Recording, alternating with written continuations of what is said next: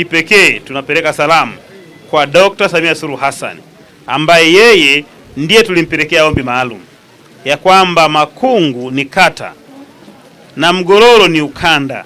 Kipindi cha mvua wanateseka sana, watu wengi wanakufa kukosa huduma.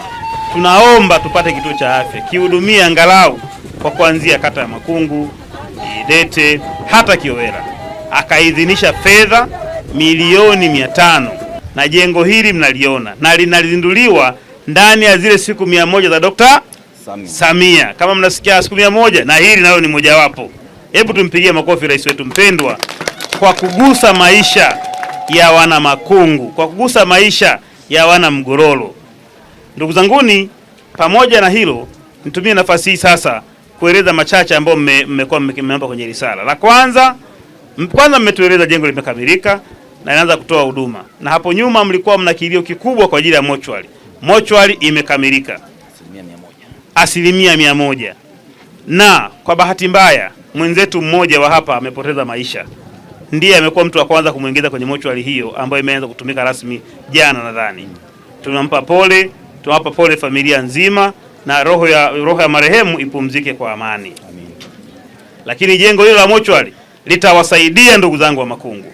Litawaondoa kwenye adha ya kupeleka mwili umbali mrefu, kulipia gharama za usafirishaji. Sasa ikitokea mmoja wetu ametwaliwa, tutaweza kumhifadhi kwa heshima hapa kwetu kwa wana Makungu.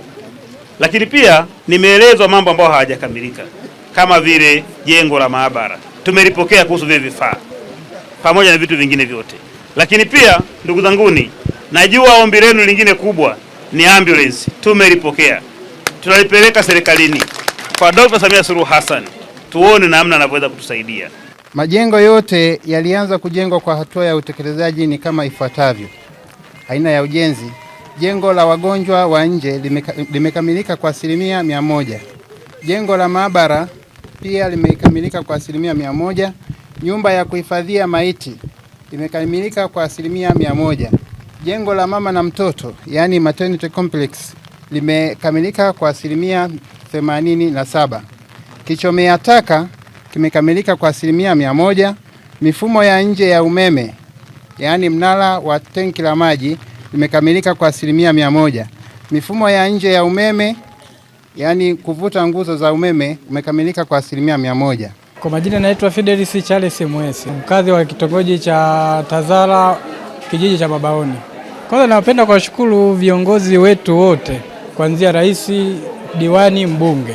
Kinatusaidia kuepusha vifo, kwa mfano wamama wajawazito, hata pia wazee wasiojiweza. Maana mtu anaweza kuambia sasa hivi nitakia aende Moloa au Ikelu au Mafinga, hela hamna, inakuwa changamoto. Kwa jina naitwa Paulo Mwirike, mimi mkazi wa Mabaoni. Pia nashukuru kwa mheshimiwa Kienzire kwa kupambana kutusikiliza ombi letu huku Mgololo, kutuwekea hiki kituo cha afya. Kwa kweli tunamshukuru sana, na mchango wake kwa kweli tunamshukuru, ni mkubwa. Shida ya kwetu katika huduma ya kiafya ilikuwa lazima hapa tufike, tuende Mafinga kwa wamama wajawazito. Ilikuwa ni shida sana mpaka wafike kituo cha afya Mafinga au Irembula au Ikero. Kwa kweli hiyo ilikuwa ni shida, changamoto kwetu. Na barabara kwa sababu ni za shida kidogo. Kwa kweli hiyo ilikuwa ni changamoto kwetu.